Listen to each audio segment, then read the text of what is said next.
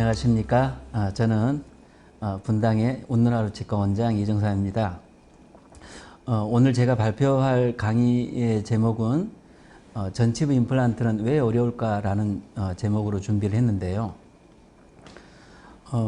제가 임플란트를 한 게 대략 25년 이렇게 남짓됐는데요. 임플란트를 하면서 전치부하고 구치부는 조금 이렇게 다르다는 생각이 좀 들기는 하는 것 같습니다. 근데 전치부 임플란트는 구치부는 뭐 이렇게 기능이나 이런 부분들만 잘 되면 큰 문제 없이 이렇게 환자분들도 뭐 크게 많이 불편해하지 않고 이렇게 잘 이렇게 뭐 만족해 하시는 것 같은데, 전치부 임플란트는 하면 할수록 아마 임플란트 경험들이 많이 있으신 분들도 전치부 임플란트는 하면 할수록 좀 어렵다 이렇게 느껴지실 거라고 생각합니다. 그래서 오늘 제가 말씀드리려고 하는 것은 왜 전치부 임플란트는 하면 할수록 좀 어려울까, 이런 부분에 대해서 말씀드리려고 하는데요. 일단 전치부 임플란트가 구치부에 비해서 어려운 뭐 한 가지 첫 번째 이유, 뭐 가장 큰 이유가 뭐냐고 하면 구치부 임플란트에 비해서 전치부 임플란트는 심미적인 어떤 그런 성공이 되어야지만이 전치부 임플란트를 성공적이다라고 얘기할 수 있는데, 구치부에서 요구하지 않는 굉장히 중요한 기능이죠. 그래서 이런 심미적인 성공을 만드는 게 전치부에서는 굉장히 어렵다는 거라고 생각합니다. 인터넷에서 이게 전치부 임플란트 실패 케이스들을 이렇게 찾아보면 뭐 이런 사진들이 있는데요. 전치부 임플란트 실패들을 보면 거의 대부분 어떤 다른 부분에 대한 실패, 기능적인 부분이나 이런 부분들이 크게 문제없이 기능적으로 할 수는 있지만 심미적이지 않기 때문에 전치부 임플란트를 이제 이런 임플란트 수복물을 실패라고 얘기하는 거겠죠. 그래서 일단은 대가들은 어떻게 하고 있는지를 좀 살펴볼 필요가 있는데요. 임플란트에서 아마 대가 중에 대가라고 하면 다니엘 부저 선생님일 거라고 생각이 드는데요. 다니엘 부저 선생님은 임플란트의 식립 시기를 굉장히 중요하다라고 말씀하시면서 임플란트의 식립 시기를 발치 후에 4 내지 8주 정도의 초기 치유를 기다린 다음에 하는 얼리 임플란트 플레이스먼트를 굉장히 얼리 임플란트 플레이스먼트가 굉장히 중요하다.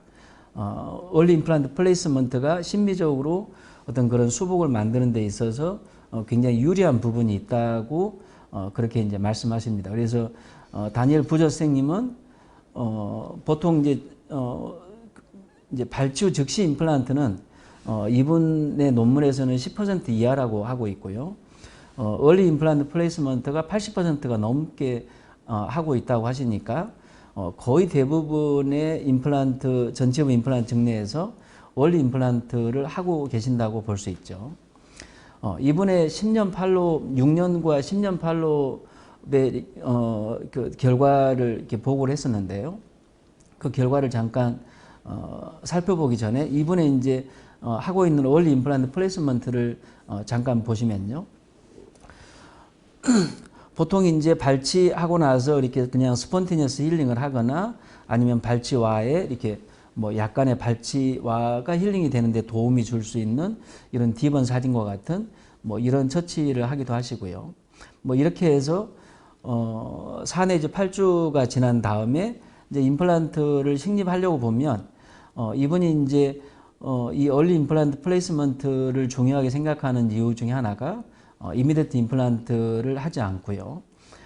이렇게 항상 이렇게 레비알 부분에 이런 그 골의 흡수가 일어난다는 거죠. 그래서 이제 얼리 임플란트 4 내지 8주의 힐링 기간을 거친 다음에 이제 임플란트를 식립을 하는데, 이분은 임플란트의 주변에는 자가골 이식을 굉장히 중요하게 생각하기 때문에 수술의 범위를 조금 넓게 플랩 범위가 좀 넓죠. 이렇게 넓게 해서 주변에 있는 자가골을 좀 스크래핑해서 임플란트 주변에는 자가골 이식을 하고, 이제 그 밖에 그 외측에는 흡수가 느리는 바이오스 본그라프트를 이제 주로 사용하고 계십니다. 여기에 흡수성 콜라겐 멤브레인인 바이오 가이드를 두 겹으로 사용하시는 것을 추천하시면서 이제 이런 임플란트 플레이스먼트를 이 컨투어 오그멘테이션이라고 합니다. 그래서 이런 컨투어 오그멘테이션을 굉장히 상당히 넓게 이렇게 하기 때문에 일반적으로 이 수술을 이제 이렇게 수술에 대한 경험이 많지 않으신 분들이 따라 하시기에는 상당히 수술의 난이도가 있는 수술이거든요. 물론 비용적인 측면에서도 꽤 많이 들어가는 수술이기도 하고요. 그렇게 해서 결과에 이제 오후 사진을 보시면 굉장히 좋은 결과를 보이는 것을 알 수 있습니다. 이제 이 결과에 6년 팔로업과 10년 팔로업을 보고를 했는데요. 그 결과를 한번 잠깐 보시면요. 여기에 있는 임상 사진은 10년 팔로업이고요. 엑스레이에서는 6년과 10년의 이 엑스레이 사진이 있네요. 그 사지탈 CT 단면 사진도 이렇게 같이 보여주셨고요. 보시면 제가 이제 임플란트 하셨던 부분에 이렇게 제가 이렇게 빨갛게 이렇게 화살표로 표시를 해놨는데요. 보시면 임플란트가 10년 정도 지난 후에 어떤 그런 결과가 어떤 심미적인 측면에서 봤을 때, 엑스레이에서 봤을 때의 임플란트 주변의 골이나 이런 부분들이 굉장히 잘 형성되어 있는 것은 굉장히 좋아 보이는데요. 실제 임상적으로 클리니컬하게 심미적인 결과를 계속적으로 유지하고 있냐, 이런 측면에서 보면 좀 부족한 부분도 있는 것 같습니다. 다른 5 케이스를 한번 또 보시면요. 다른 5 증례에서도 보시면 세계적인 대가생님이 하셨던 수술이고, 또 이 보철도 보철적으로 세계적인 대가이신 대가분이 하신 거거든요. 이런 대가분들이 모여서 한 수술의 결과가 10년 후에 결과를 봤을 때 그렇게 심미적으로 유지되지 않고 있다는 거죠. 물론 이제 이런 기준들을 이게 심미적이냐 심미적이 않냐를 이렇게 평가하는 것이 굉장히 뭐 이렇게 뭐 추상적인 부분이긴 하지만, 그냥 제 개인적인 평가로 봤을 때 뭐 이렇게 세계적인 대가가 하신 수술의 기대치에 비해서 조금 부족한 부분들이 있어 보인다는 거죠.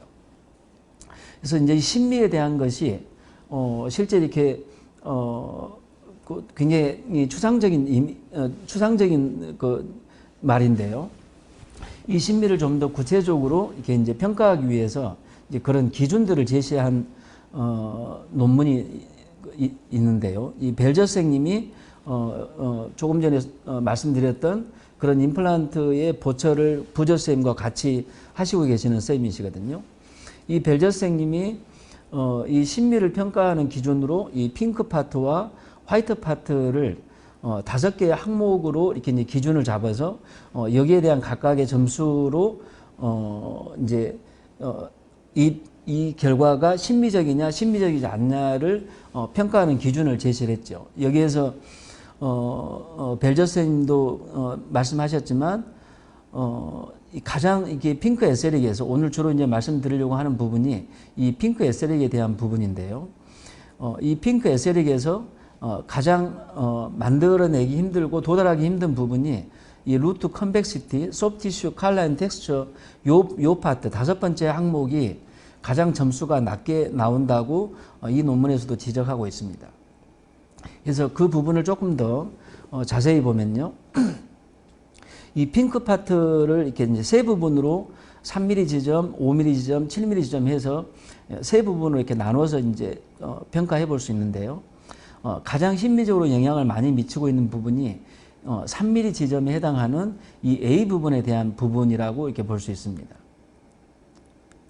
근데 우리가 치아를 발치하고 임플란트를 했을 때 이 심미성을 유지하기 굉장히 어려운 게 이 발치와 이 형태를 보시면 이런 굉장히 섬세한 이런 보온의 어떤 그런 컨토와 소프티시의 이런 컨토가 치아를 발치를 하고 나서 우리가 이 형태를 그대로 똑같은 형태로 유지를 해줘야지 이게 심미적인 결과를 지속적으로 유지할 수 있을 텐데, 우리가 발치를 하고 나면 이 형태를 유지하기가 굉장히 어렵다는 거죠. 특히나 우리가 싱글 임플란트에서도 어렵지만 발치가 연속적으로 2개가 됐을 때는 이 형태를 유지하기가 훨씬 더 어려운 이런 상태로 변화되기가 쉽다는 겁니다. 그래서 이 전치부 임플란트가 어려운 이유를 제가 이제 9가지로 이게 나름 정리를 해봤는데요. 이 부분들에 대해서 조금 더 상세하게 말씀드리려고 합니다. 이제 그 중에서 첫 번째 이유로 해부학적인 불리함인데요. 이 전치부 부위의 해부학적인 불리함 중에서 가장 첫 번째 이유는 본 하우싱 자체가 굉장히 내로우하다는 겁니다. 구치부와 전치부가 이게 같은 비율로 고래 흡수가 일어난다 하더라도 구치부에서는 그래도 임플란트를 심을 수 있는 정도의 본의 두께가 같은 비율로 흡수가 돼도 심을 수 있는 정도의 두께가 남을 수가 있는데, 전치부 부위는 치아를 발치하고 나면 임플란트를 식립할 수 있는 그런 고래 폭이 되지 않을 가능성이 굉장히 높다는 겁니다. 거기에 한 가지 더 어렵게 하는 것 중에 하나가 상악 전치부에는, 특히나 이 상악 전치부 쪽에는 이 협측에 이 레비알 보온의 컨케이비티가 있거든요. 그래서 이 레비알 쪽 보온의 컨케이비티는 우리가 임플란트의 이 베이살 보온의 두께를 감소하는 그런 효과가 있고, 또 우리가 임플란트를 정상적으로 식립을 하려고 했을 때 거의 대부분의 이 레비알 쪽에 어떤 그런 페네스트레이션 그런 디펙이 만들어지기가 쉬운 그런 해부학적인 형태를 가지고 있어요. 그래서 고래 두께가 충분한 두께를 갖고 있다 하더라도 이 레비알 보온의 컨케비 때문에 임플란트를 식립하기 어려운 경우가 상당히 많이 있는 것을 우리가 볼 수 있습니다. 이 해부학적인 어떤 불리한 것 중에 어떤 그런 이 엑스레이에서도 보시면 굉장히 심한 이렇게 이 레비알 본의 컨케비티와 단지 이렇게 싱글 케이스이지만 이 싱글 케이스에서도 보온이 임플란트를 식립할 수 있는 골폭으로 존재하지 않는 것을 이렇게 볼 수 있습니다. 또 다른 이유로는 해부학적인 불리함에서 또 다른 이유로는 보통 이제 구치부에서 크라운과 루트의 이 엑시스가 이렇게 서로 앵글을 가지고 있는 경우도 있긴 하지만 그래도 임플란트를 식립하는 데 있어서 크라운과 루트의 앵글이 크게 많이 방해되지는 않거든요. 그렇지만 전치부에서는 크라운과 루트의 엑시스가 안 맞는 경우가 굉장히 많고, 이 크라운과 루트의 엑시스가 맞지 않기 때문에 우리가 이 전치부의 엔도를 할 때도 가장 보존적으로 하는 것은 레비알 쪽으로 이렇게 접근하는 게 가장 보존적으로 근관 제로를 할 수 있잖아요. 그런 것처럼 이 크라운의 이 축과 뿌리의 축이 서로 이렇게 잘 안 맞다는 거죠. 또 다른 이유로는 그것보다는 더 많이 발생하고 더 많이 경험하게 되는 것은 우리가 수복해야 될 이 크라운과 이 알베올라 보온과의 이 축이 전혀 맞지 않다는 거죠. 이 환자분에서도 이 치아를 발치하고 만약 임플란트를 식립한다고 하면 이 크라운의 형태를 만들 수 있도록 임플란트를 식립하기가 아주 어렵다는 것을 볼 수 있잖아요. 그래서 이런 해부학적으로는 이런 4가지의 그런 불리한 점이 있고요. 또 상악 전치부, 이렇게 전치부에서 임플란트를 이렇게 어떤 심미적인 어떤 그런 수복을 하는 데 있어서 어렵게 하는 이유 중에 하나가 우리가 치아를 발치하고 나면 고래 흡수가 이제 이런 방향으로 일어난다라는 것은 굉장히 유명한 논문이잖아요. 근데 이런 방향으로 일어나는데 이런 골폭이 줄어드는 건 상관없는데 우리가 심미적으로 굉장히 중요한 이 마지널 서드 부분에 3mm에 해당되는 이 마지널 서드 부분에 이 부분이 심미적으로 가장 중요한 부분이잖아요. 근데 이 부분에 가장 많은 고래 흡수가 일어나고 고래 변화가 생긴다라는 것을 발치를 하고 나면 이렇게 변화가 생긴다라는 것을 이렇게 볼 수 있습니다.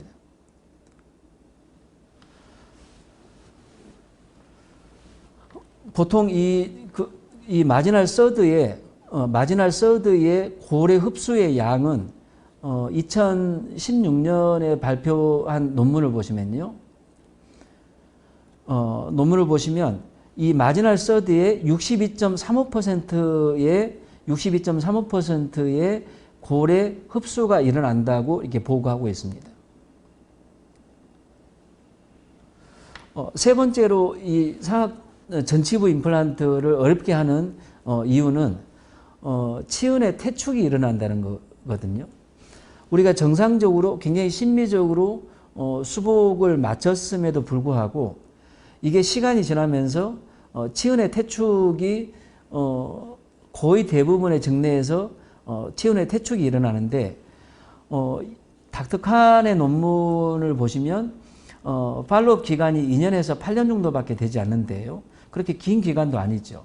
2년에서 8년이라는 팔로업 기간에 흡수된 징지발 리세션의 퇴축량은 1.13mm의 평균 1.13mm의 치은의 퇴축이 일어난다고 하니까요. 1.13mm면 1mm 이상이 일어나게 되면 옆에 있는 인접 치아와의 동축에 서로 상대되는 치아와의 어떤 그런 서로 그 약간의 어떤 그런 심미적으로 환자가 느낄 수 있는 정도의 그런 차이가 일어날 수 있다는 겁니다. 물론 이제 이런 변화가 일으키게 하는 데는 여러 가지 원인들은 있습니다. 또 네 번째로 전치부 임플란트에서 불리한 이유는 이 바이올로직 위스에 대한 건데요. 바이올로직 위스가 자연체에서는 슈프라 크레스탈 커넥티브 티슈 어태치먼트 존이 존재하는데 임플란트에서는 슈프라 크레스탈로 어태치먼트가 잘 일어나지 않고 거의 대부분 서브 크레스탈이 되거나 뭐 슈프라 크레스탈로 된다 하더라도 자연차에서만큼의 그런 높이의 어태치먼트가 일어날 수 없다는 그런 불리한 점을 가지고 있습니다. 다섯 번째로는 바이올로직 레이시오의 어떤 그런 불리함인데요. 바이올로직 하이트 앤 위스의 레이시오에서 자연체에서는 위스가 1mm면 하이트는 1.5mm의 그런 관계를 갖고 있는데 임플란트에서는 1.5mm의 위스에 1mm의 하이트밖에 만들어지지 않는다는 거죠. 그래서 보통 우리가 노멀 크레스트 하면 징기발 마진에서부터 본 크레스트까지 3mm 정도를 노멀 크레스트라고 하잖아요. 이 노멀 크레스트 이 3mm의 이 그 징기발 하이트를 위해서 자연체에서는 2mm의 소프티슈의 폭만 있으면 3mm가 되지만 임플란트에서는 이 3mm의 하이트를 유지하기 위해서 2mm의 배 이상인 4.74mm의 그런 위스가 존재해야지만이 이 하이트가 존재하기 때문에 우리가 훨씬 더 소프티슈를 더 두껍게 만들기 위한 추가적인 어떤 그런 노력이 수고가 필요하다는 거죠. 여섯 번째 그 이유로는 우리가 임플란트에서 이 마지널 서드 부분의 어떤 그런 컨벡시티가 심미에 굉장히 중요하다고 말씀드렸잖아요. 근데 이 마지널 서드 부분의 이 컨벡시티를 위해서 임플란트가 그 부분에 본이 흡수되지 않는다는 전제하에서 상당히 근접해서 심어야지 이 컨벡시티를 만드는 데 유리할 텐데 우리가 임플란트를 상당히 팔라탈 쪽 본에 붙여서 레비알 쪽에는 상당히 갭을 줘서 임플란트를 심으라고 이렇게 배웠고 그렇게 하고 있잖아요. 이렇게 임플란트를 심게 되면 이 마지널 서드 부분의 이 컨벡시티를 만드는 데 있어서 굉장히 불리하게 작용할 수 있다는 거죠. 일곱 번째 그 이유로는 우리가 임플란트를 팔라탈 쪽에 치우쳐서 임플란트를 심었으면 마지널 서드 부분에 해당되는 부분은 좀 더 컨벡스하게 만들어서 그쪽 부분의 어떤 그런 루트의 컨벡시티를 표현해 줘야 되겠잖아요. 근데 우리가 이 마지널 서드에 해당되는 부분은 보철물에서 컨케이브하게 만들어라고 배우고 있고 배웠고 또 우리가 그렇게 하고 있잖아요. 이 컨케이브하게 만들게 되면 그 부분이 더 꺼져 보일 수밖에 없기 때문에 이 컨벡시티를 표현하기가 굉장히 어려운 거죠. 물론 이렇게 하는 게 갖고 있는 장점이 있으니까 우리가 팔라탈레 임플란트를 심고 컨케이브하게 만드는 게 갖고 있는 그런 장점들이 있으니까 이렇게 하고 있는 거죠. 여덟 번째 이유로는 제가 생각했을 때 굉장히 중요한 이유 중에 하나라고 생각하는데요.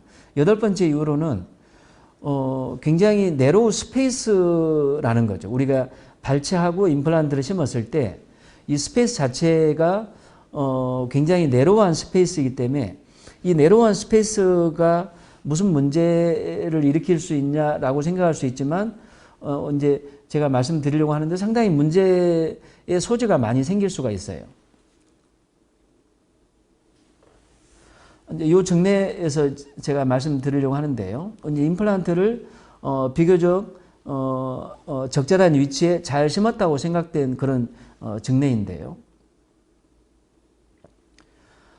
술 전과 술 후의 결과를 보시면 술 후에 뭐 이렇게 보철물이 뭐 주변에 있는 치아와 이렇게 잘 어울려 보여서 상당히 잘 되어 있는 것처럼 보이지만 일단 클리니컬 크라운이 좀 길어 보이기도 하고요.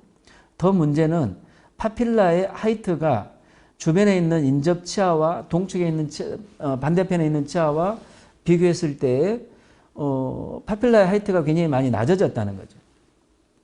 낮아진 이유가 있는데요. 임플란트를 술전 임플란트를 식립 직후 최종 보철물인데요. 이 두 개의 엑스레이를 조금 더 키워서 비교를 해보면요. 실제 이제 이 측절치에 해당되는 부분에서 요 중절치의 메지알과 디스탈은 같은 높이의 인터프록시말 본 하이트가 있었을 거라고 이렇게 예측해 볼 수 있는데요. 술 후에 4년 후의 결과를 보시면 인터프록시말 본의 하이트가 이 중절치에서 이 메지알과 디스탈 부분의 본의 하이트가 달라졌다는 것을 볼 수 있습니다. 캐나인에서는 이렇게 정확하게 알 수 없지만 좌우에 이렇게 높이가 같은 높이니까 아마 캐나인에서도 인터프록시말 본의 하이트가 술 전보단 좀 더 낮아졌을 거라고 이렇게 예측해 볼 수 있는데요. 우리가 심어놓은 이 임플란트가 옆에 있는 인접치아의 인터프록시말 본에 굉장히 위해로운 그런 작용을 하게 된 이유가 공간이 좁은데 이 공간을 거의 채워진 이 공간이 별로 남지 않는 이런 보철물이 들어감으로써 공간이 부족하니까 인터프록시말 본의 하이트가 이 임플란트로 인해서 임플란트 수복물로 인해서 자연치아의 인터프록시말 본이 무너졌다는 거죠. 보통 이제 우리가 임플란트에서 이 파필라의 하이트는 전적으로 옆에 인접치아의 프록시말 본에 의해서 결정된다고 되어 있는데요. 일반적으로 옆에 있는 치아의 프록시말 본의 하이트가 문제가 되지 않으면 파필라는 점차적으로 채워지는 쪽으로 이렇게 성숙이 일어나잖아요. 그렇지만 인터프록시말 본이 무너지게 되면 굉장히 많은 시간이 물론 시간이 지나면 지날수록 이 파필라는 점점 안 좋은 쪽으로 이게 변화가 일어나는 것을 볼 수 있습니다.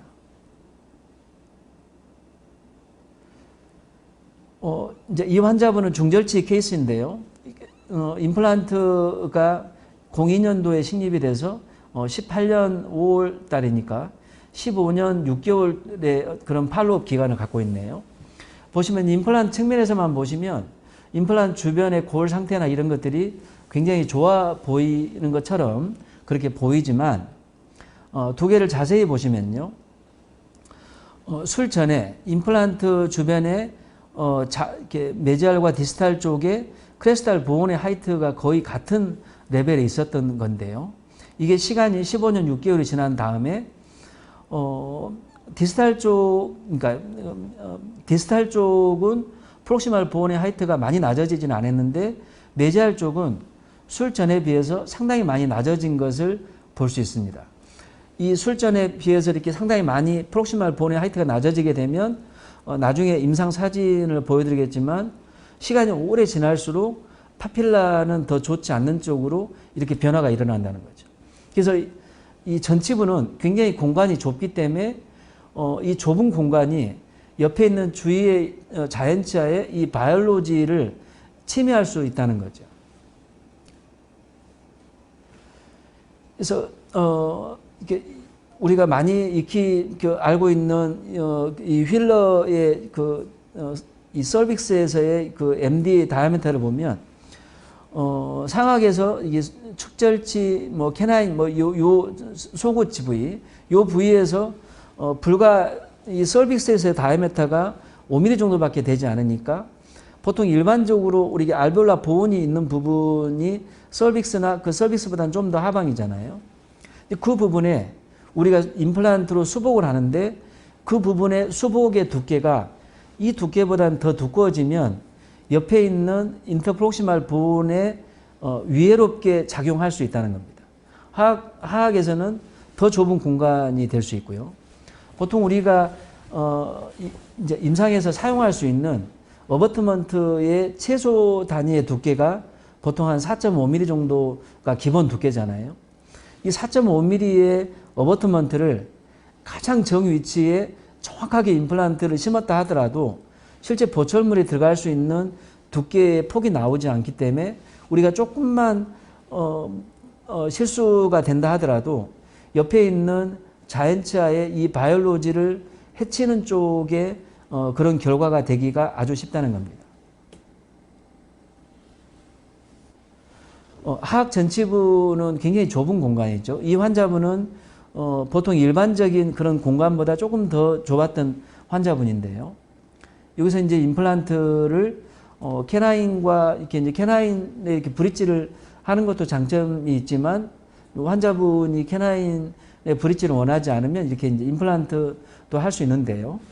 좁은 공간에 굉장히 이제 어렵게 이렇게 중간중간에 엑스레이를 찍어가면서 이제 임플란트 식립이 된 걸 볼 수 있습니다.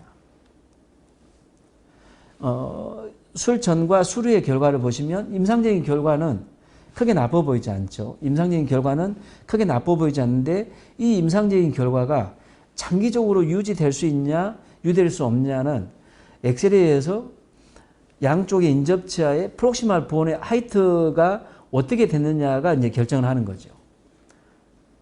엑스레이를 보시면요. 술전, 임플란트를 식립한 당시의 높이와 보철물이 들어가고 나서 1년 9개월 후에 결과를 보시면 본의 높이가 양쪽에 있는 인접치아의 인터프록시말 보온의 높이가 굉장히 많이 변화됐다는 걸 볼 수 있습니다.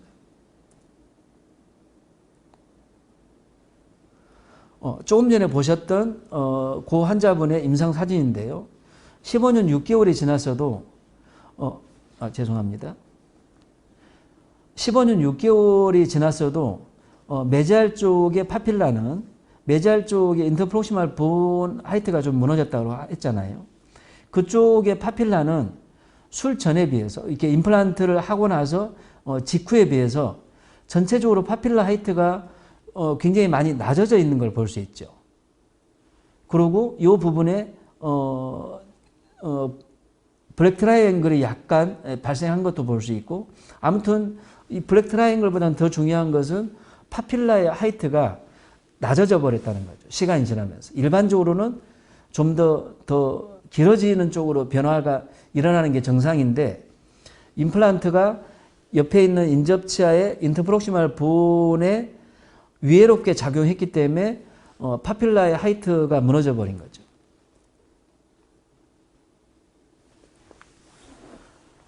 또 한 가지의 문제는 다시 빼오러 가겠습니다. 또 한 가지 상악 전치부 임플란트를 어렵게 하는, 전치부 임플란트를 어렵게 하는 또 한 가지의 그 원인은 시간이 이렇게 그 지나면 지날수록 임플란트가 인프라 오클루전이 된다는 겁니다. 그래서 이 환자분에서 인프라 오클루전을 볼 수 있죠. 양쪽 이 중절치와 임플란트 보철물 간의 이 클리니컬 크라운의 높이가 달라진 걸 볼 수 있잖아요. 인사이슬 엣지의 높이가. 술 전에는 임플란트 보철 직전에는 굉장히 그 인사이슬 엣지의 높이가 정확하게 딱 맞았는데 15년 6개월이 지나고 나니까 전치부는 좀 정출이 되어 있다는 걸 볼 수 있는데요. 일반적으로 전치부의 변화는 이렇게 정출이 되고 그 다음에 자연치 않은 팔라탈 쪽으로 이렇게 변화가 생겨서 임플란트는 협축으로 이렇게 프로클라인이 되고요. 그 다음에 임플란트가 짧아지는 쪽으로 이렇게 변화가 되는데 일반적으로 이 논문에서는 보통 한 30% 정도에서 1mm 이상의 그런 차이가 일어난다고 이렇게 이제 보고하고 있습니다. 이제 그 차이가 0.15에서 뭐 1.63mm 이 논문에서 그렇게 이제 얘기하고 있는데 아무튼 이렇게 시간이 지나면 지날수록 임플란트 수복물의 인프라 오클루전이 발생하는데 전치부에서는 이게 심미적으로 좋지 않는 쪽으로 바뀌어진다는 겁니다. 구치부에서도 똑같이 이 인프라 오클루전이 생기는데요. 이 환자분은 제 조카한테 이제 했던 이제 증례인데요. 이렇게 원래 원래 이제 5번 치아가 선천적으로 결손된 2번으로 남아 있는 증례들이 꽤 있잖아요. 이제 여기에 이렇게 이제 중학교 이렇게 뭐 1학년 요때였는데 요때 이제 이걸 장기적으로 이게 간격 유지를 할 수 있는 방법으로 뭐 임플란트를 5mm짜리를 심어서 나중에 이제 간격 유지 장치 목적으로 임플란트 수복물을 해줘서 나중에 이제 성인이 되면 이 임플란트를 발치하고 제거하고 다시 이제 정상적인 임플란트를 심어서 이제 해야겠다라고 생각하고 이제 했던 그런 증례이거든요. 근데 두 개의 처음에 임플란트를 심었을 때는 옆에 있는 프록시말 보험보단 약간 상방으로 슈프라 크레스탈로 임플란트의 스레드 파트만 본에 잠기게 임플란트를 심었는데 9년 1개월이 지난 후에 이렇게 결과를 보시면 물론 중간에 보철물은 한번 바꿔주긴 했습니다. 이렇게 인프라 오클루전 때문에요. 이 임플란트의 플랫폼의 위치를 보면 임플란트가 굉장히 서브크레스탈로 식립한 것처럼 변화가 생겼는데 왜냐하면 주변에 있는 치아가 정출이 일어났다는 거죠. 그래서 이 상악 전치부, 특히 이제 전치부 중에서 상악 전치부에서 우리가 어떤 그런 심미적인 수복을 하기에 어렵게 만드는 원인들이 제가 이제 나름 이렇게 대략적으로 정리한 이런 9가지의 이유가 있다는 겁니다. 이런 9가지의 이유를 이제 극복하는 방법들에 대해서 말씀드리려고 하는데요. 첫 번째로 임플란트를 일단 정확한 위치에 식립하는 게 전제 조건이 돼야 되거든요. 임플란트가 잘못 심겨지면 임플란트가 정확한 위치에 식립되지 않으면 그 다음 과정들을 어떻게 잘해보기가 쉽지가 않아요. 그래서 일단은 임플란트를 정확한 위치에 식립하는 데에 임플란트 시술할 때 가장 집중해서 하셔야 되고요. 두 번째로 임플란트의 적절한 선택인데 구치부는 몰라도 전치부 쪽은 플랫폼 스위칭이 되는 코니컬 C를 가든 임플란트가 절대적으로 유리하다고 저 개인적으로 이렇게 생각하고 있습니다. 물론 저는 익스터널 임플란트만 뭐 10년 넘게 오랫동안 이렇게 사용해왔던 사람인데 인터널과 익스터널의 이 고래 반응과 어떤 그런 전치부의 심미적인 것을 유지하는 데 있어서 상당히 많이 다르다라는 것을 볼 수 있었습니다. 그래서 인터널과 익스터널의 이 고래의 어떤 그런 장기적인 시간에 따른 어떤 그런 고래 변화가 굉장히 사뭇 다른데요. 인터널에서는 플랫폼을 지나서 플랫폼 상방으로 고래 증식이 일어나는 정례들도 굉장히 많은데 익스터널이나 플랫 탑이나 이렇게 이제 버조인트로 이렇게 만나는 뭐 인터널이라 하더라도 버조인트로 만나는 이런 것들은 소셜리제이션이 된다는 거죠. 그래서 인터널 케이스를 보시면 이런 인터널 플랫폼 스위칭이 되고 코니컬 실이 되는 이런 임플란트들은 이 플랫폼 상방으로 골에 굉장히 많은 증식, 임플란트 어버트먼트와 골 간에 거의 갭이 없을 정도의 굉장히 그 좁은 공간, 좁은 어떤 그런. 그래서 거의 주변에 있는 골과 수평화가 이렇게 이루어지는 쪽으로 골의 치유가 이렇게 일어나지는 것을 종종 많이 볼 수 있는데 이런 게 구치부에서는 뭐 바이올로직하게 장기적으로 유지되는데 중요하겠지만 전치부에서는 심리적인 어떤 그런 수복물을 유지하는 데 있어서 굉장히 중요한 역할을 할 수 있다는 겁니다.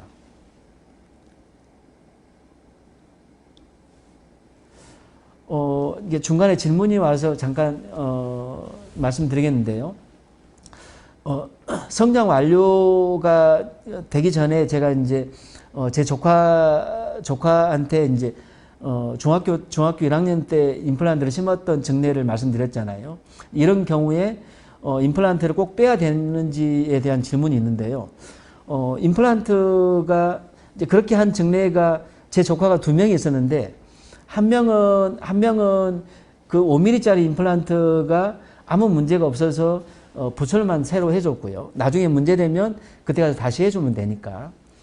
한 명의 조카에서는 그 임플란트가 빠졌어요. 그래서 한 명한테는 다시 이제 그 빠진 시점에서 다시 임플란트를 식입해서 이제 새로 이렇게 수복을 해줬는데 잘 기능하고 있으면 보철만 새로 해줘도 크게 문제되지 않는 것 같습니다. 또 조금 전에 보신 것처럼 슈프라 크레스탈로 임플란트를 대신에 임플란트를 식입할 때 너무 깊지 않게 식입하는 것이 성장기에 식입할 때는 깊지 않게 식입하는 것이 또 상당히 중요한 그런 포인트 중에 하나라고 생각합니다.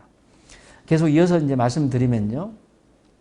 임플란트의 다이아메터를 이제 이 환자에서 이 프록시말 본의 그 위에 인터프록시말 본에 유해롭게 작용한 제일 첫 번째 이유를 들라고 하면 임플란트의 다이아메터가 너무 크다는 겁니다.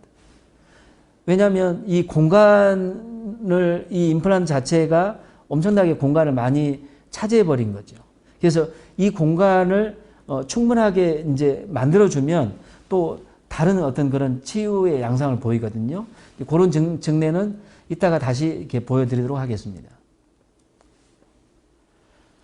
세 번째로 우리가 이제 극복할 수 있는 방법에서 이제 세 번째로 할 수 있는 것은 골 이식과 연조직의 이식을 적극적으로 더 해야 되는데 전치부에서는 더 많이 중요하다고 구치부보다 더 중요하다고 생각합니다.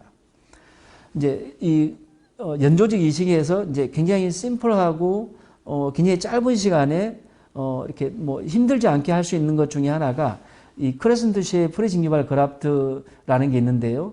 요걸 잠깐 제가 소개를 해드리면요. 2009년도에 토마스 한 쌤과 이렇게 광주에 있는 미르치과의 정철원 원장님이 발표했던 논문인데요. 이 사진에서 보신 것처럼 이렇게 초생달 모양의 크레센트라는 게 초생달을 말하는 건데요. 이 초생달 모양의 커넥티브 티슈를 떼서 요거를 여기에 이렇게 이식하는 거거든요. 이렇게 임플란트 사이트에다가. 요 증례를 잠깐 이제 소개하면요. 술전에 보시면 이쪽 부분에 컨캐비티가 있고 이 클리니컬 크라운이 옆에 있는 치아에 비해서 약간 좀 길어 보이는 이런 상태에서 이제 시술을 한 걸 볼 수 있습니다.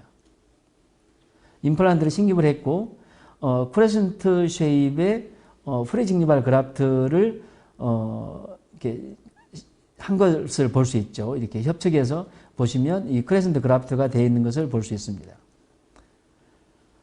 프로비날에서 이렇게 크레센트 그라프트 해놓은 게 이렇게 잘 이렇게 생착이 된 걸 볼 수 있고요.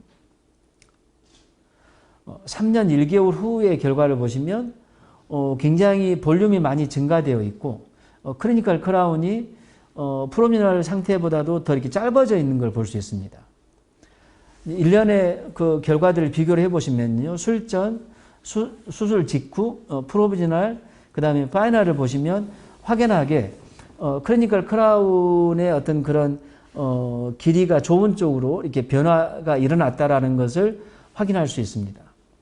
이 환자분의 롱텀 팔로우업을 보시면요. 11년째 팔로우업을 보시면 클리니컬 크라운이 옆에 있는 이렇게 주변에 있는 치아와 비해서 많이 길어지지 않고 상당히 이렇게 심미적으로 잘 유지되고 있는 것을 볼 수 있습니다. 이 환자분의 엑스레이 사진이고요. 이때까지는 제가 익스터널을 이제 주로 사용하던 그런 시기입니다. 전치부에서도 크레센트 커넥티브 티슈 그라프트를 할 수 있는데요.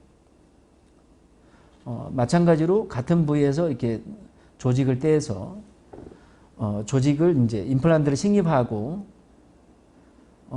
커넥티브 티슈를 이렇게 이제 조금 약간 압박이 일어나도록 살짝 두께가 어느 정도 두께가 좀 잘 맞추는 게 중요한데 약간의 압박이 일어날 정도의 그런 두께 폭이 좋거든요. 깊이는 한 3mm 정도. 이렇게 해서 결과를 보시면 굉장히 술 전과 술 후에 비교를 했을 때 술 후의 결과가 상당히 좋은 걸 볼 수 있는데요. 조금 더 이거를 확대해서 보시면요. 확대해서 보시면 말씀드렸던 것처럼 이 마지널 서드 부분의 루트의 컨벡시티가 굉장히 잘 이렇게 이루어지는 것을 이렇게 볼 수 있습니다. 우리가 한 이런 본그라프트들의 그런 안정성들을 잠깐 보여드리려고 하는데요. 이 환자분은 임플란트를 시술하고 원래 있었던 호스트 본을 제가 이렇게 라인으로 표시를 했는데요. 이 호스트 본과 이 그라프트한 본이 이렇게 보이시는데 이렇게 그라프트한 본이 4년 8개월이라는 기간이 지났을 때 협측에 굉장히 골이 이렇게 형성된 걸 볼 수 있죠. 보통 이제 요즘에 이렇게 많이들 하고 있는 원스테이지로 임플란트를 식립하면서 트랜스 미코살 이렇게 이제 넌 서브머지 GBR을 한 거죠. 힐링 어버트먼트 상태에서 이제 GBR을 한 거니까요. 그렇게 어렵지 않게 GBR을 해도 골이 잘 이렇게 형성된 것을 볼 수 있습니다.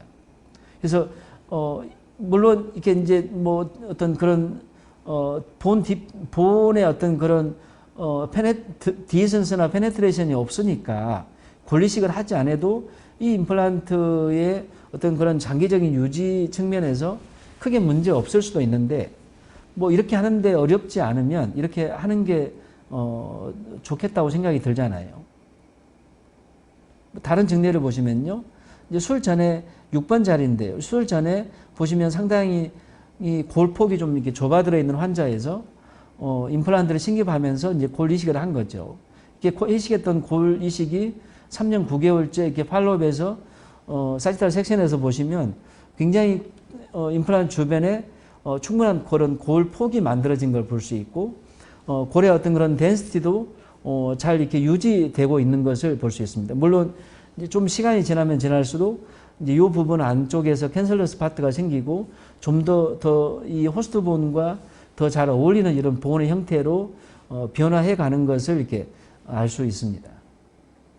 그래서 좀 더 우리가 임플란트를 식립할 때 골 이식을 할 수 있는 시점에서 연조직을 이식할 수 있는 시점에서 좀 더 적극적으로 골 이식을 하자는 겁니다.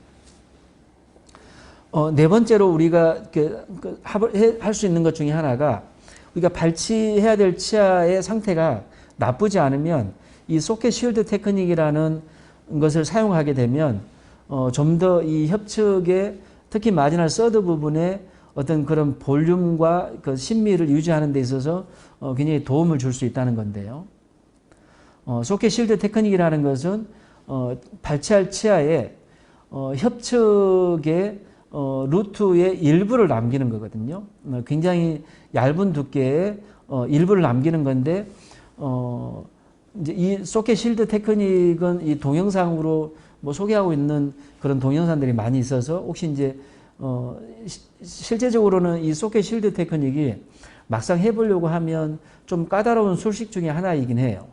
그렇지만 이렇게 아무튼 여기에 루트의 일부를 남긴다는 겁니다. 이게 루트를 남김으로써 그쪽 이 협측에 있는 고래 흡수를 이 루트가 막아줄 수 있다는 그런 아이디어로 한 건데요.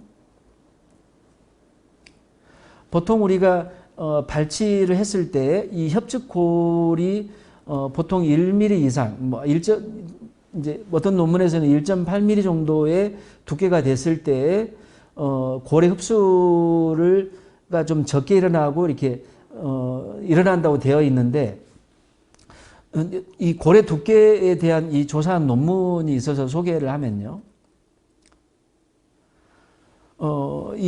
특히 이제 이 크레스탈 쪽의 고래 두께만 이렇게 집중해서 보시면 크레스탈 쪽의 고래 두께가 전치부에서는 평균 0.6mm, 측절지에서는 0.7mm, 캐나인에서는 0.6mm. 거의 대부분이 1mm 이하이고 평균치가 그렇고요. 1mm 이하가 83%라고 이 논문에서는 그렇게 보고하고 있습니다. 그래서 발치하면 협측의 고래 볼륨이 전치 부위에서 협측의 고래 볼륨이 줄어들 가능성이 굉장히 높다는 겁니다. 그래서 이제 이 환자분에서 치아가 이렇게 크라운 파트가 완전히 파절돼서 발치할 수밖에 없는 상태에서 이제 루트 멤브레인 테크닉, 소켓 실드 테크닉을 이제 사용한 건데요. 보시면 이렇게 하얗게 남아있는 부분이 루트를 남긴 부분입니다. 크레센트 쉐입의 프레징 유발 그라프트도 같이 동반해서 했고요.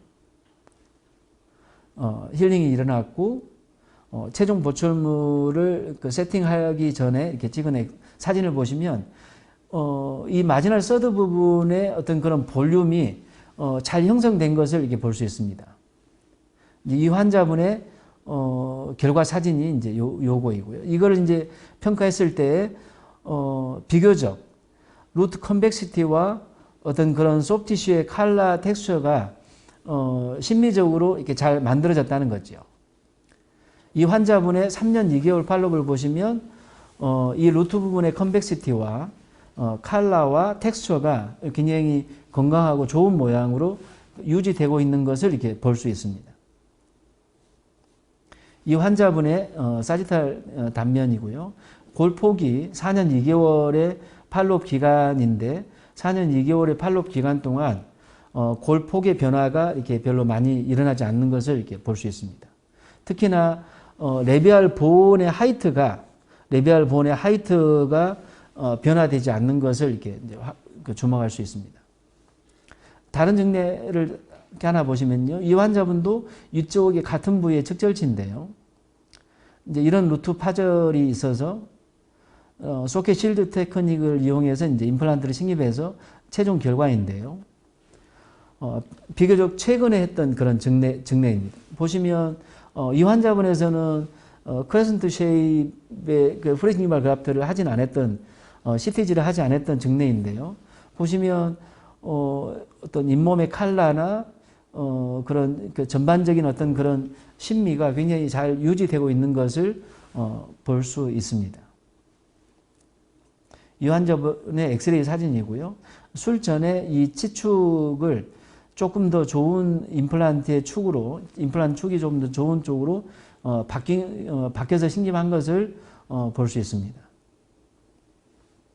이 환자분의 이렇게 엑스레이, CT 단면 사진을 보시면 골폭이, 특히 이 협측의 고래 높이와 폭이 이렇게 그렇게 큰 변화가 일어나지 않은 것을 볼 수 있는데, 물론 기간이 짧아서 이제 나중에 장기적으로 어떻게 될지는 잘 모르죠. 이런 좁은 공간에서 이제 이렇게 그 고래 옆에 양쪽 인접치아에 어떤 그런 인접치아의 그 인터프록시말 보온의 하이트가 무너진 것을 제가 설명드렸는데요. 다른 증례에서 이제 이 환자분은 술 전에 굉장히 상태가 안 좋았던 이런 상태에서 임플란트를 식립하고 최종 보철물이 들어가고 이제 7개월째의 엑스레이 사진과 6년 4개월 후에 엑스레이 사진을 두 개를 비교해 보시면요. 좀 더 좋은 쪽으로 이렇게 개선이 일어나고 있는 것을 엑스레이 상태에서 좋은 쪽으로 개선이 일어나고 있는 것을 볼 수 있죠. 이렇게 좋은 쪽으로 개선이 일어나는 이유는 이쪽 부분에 충분한 공간이 부여가 됐기 때문에 이런 좋은 쪽에 그런 변화가 생겼다는 거죠. 그래서 극복하는 다섯 번째의 방법으로 전치부 임플란트는 좀 더 기존에 했던 임플란트보다 좀 더 내로우한 4개 보철물이 필요할 것 같고 이머전스 프로파일이나 이런 것도 좀 더 이렇게 더 좁게 이렇게 만들었으면 좋겠다고 생각합니다. 이게 그 힐링 어버트먼트에 대한 얘기를 하셨는데요. 제가 오늘 여기 슬라이드에서는 바이올로지에 대한 부분들을 위주로 이제 강의를 준비한 게 아니어서 힐링 어버트먼트를 2mm를 쓰면 좀 더 유리하겠냐라고 이렇게 이제 질문을 주셨는데 실제 우리가 사용할 수 있는 지금 기본적인 임플란트에 최소 단위의 두께가 보통 한 4mm 어버트먼트 커넥션이 3.3mm거든요. 기본 임플란트에서. 근데 저는 전치부든 구치부든 임플란트를 식립하면 그 회사에서 나온 최소 단위의 두께의 어버트먼트를 사용하는 것을 좋아하고 또 그렇게 추천합니다. 그래서 최소 단위 두께가 하이트는 필요한 하이트를 사용하지만 두께는 가장 최소 단위의 두께의 어버트먼트가 개인적으로 좋다고 생각합니다. 그래서 이제 조금 전에 하악 전치부에 굉장히 공간이 좁은 곳에 임플란트를 식립한 증례를 보셨는데요. 요 증례에서는 제가 좀 그런 아이디어를 가지고 좀 더 좋은 결과를 만들기 위해서 노력했던 그런 증례이거든요. 그래서 임플란트를 거의 같은 정도의 이분이 조금 더 좁은 공간이었었거든요. 그런 좁은 공간에 임플란트를 식립을 하고 대신에 임플란트에 보철을 할 때 보철에서 이 본 크레스트 부분에 그런 좋지 않는 쪽의 그런 그러니까 생물학적으로 바이올로직하게 좋지 않는 그런 결과가 되지 않도록 이 엑스레이에서 보신 것처럼 충분한 공간을 부여하는 이런 보철물의 형태로 제작을 했습니다. 보시면 임상적으로 굉장히 좋은 결과를 보이고 있다는 걸 볼 수 있고요. 술 전과 술 후에 보시면 심리적으로 굉장히 훌륭한 그런 보철물이 수복이 됐죠. 이 환자분의 최근에 오셔서 이렇게 팔로우업을 했는데 최근 엑스레이에서도 보시면 주변에 있는 골의 높이와 골의 높이가 인터프록시멀 본이 이 임플란트의 수복물에 의해서 어떤 그런 침해를 그런 안 좋은 결과를 주지 않고 있다라는 것을 이렇게 볼 수 있습니다. 술전과 골의 높이가 이렇게 정확하게 잘 똑같은 위치로 유지되고 있는데 조금 전과 다른 점은 보철물의 형태가 달랐다는 거예요. 임플란트는 거의 비슷한 임플란트가 들어갔지만 하악 전치부에 가끔 이제 조금 더 공간이 넓다 하더라도 공간이 좀 더 넓어도 이 하악 전치부에 투피스 타입의 임플란트를 식립하신 분들도 이렇게 이제 제가 종종 많이 봤는데요. 투피스 타입의 임플란트로는 이 바이올로지를 유해하지 않고 바이올로지 유해가 되지 않는 그런 보철물을 하기는 거의 제 개인적인 생각으로는 거의 불가능에 가깝다고 생각하거든요.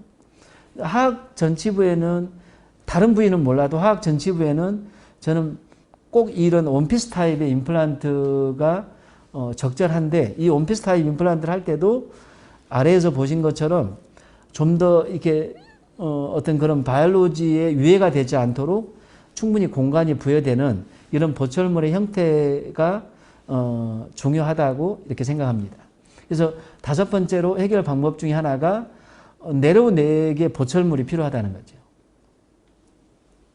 최근에 나온 이렇게 보철물의 형태에 대한 제안하는 논문이 있어서 소개해드리면 임플란트에 특히 이제 이 본 파트에 들어가는 이 크리스탈 존이라고 여기서는 표현을 했는데요. 크리스탈 존은 최대한 내로우하게 할 수 있으면 컨케이브하게 이렇게 만들면 좋겠다.